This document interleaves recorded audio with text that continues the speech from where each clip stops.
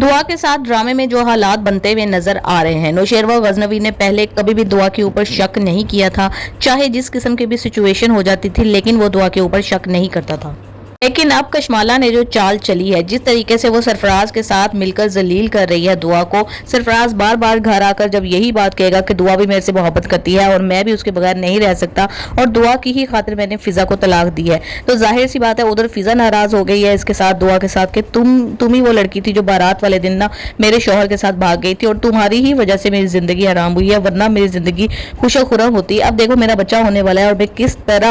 तरह मैं पूरी दुनिया के सामने रुसवा हो गई हूँ, अकेली रह गई हूँ।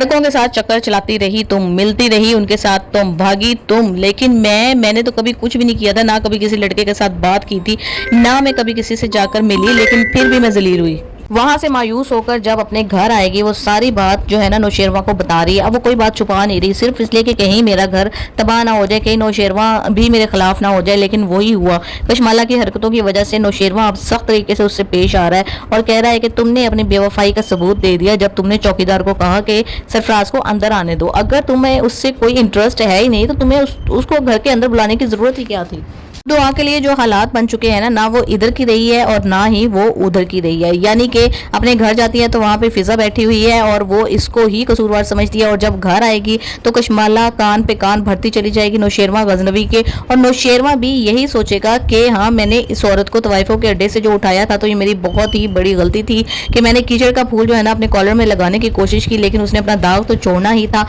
और ये अपनी औकात पर उतर आई है। ये पहले भी सरफराज के साथ ही भागी थी और जो लड़की अपनी इज्जत उछाल एक अपनी बहन की शादी वाले दिन उसकी इज्जत की परवाह ना करते हुए, ना अपने वालिद की ना बहन की, घर से जा सकती है, तो मैं तो फिर कुछ भी नहीं लगता, मैंने तो उसको पैसे देकर खरीदा हुआ है। तो ये सारी चीजें मिलकर जो है ना वो दुआ के ऊपर बहुत ही बुरा इम्पैक्ट क्रिएट करने वाली हैं। और अब ये भी पता चल चुका है कि वो प्रेग्नेंट है, बच्चे की माँ बनने वाली, लेकिन ये बच्चा किसका है।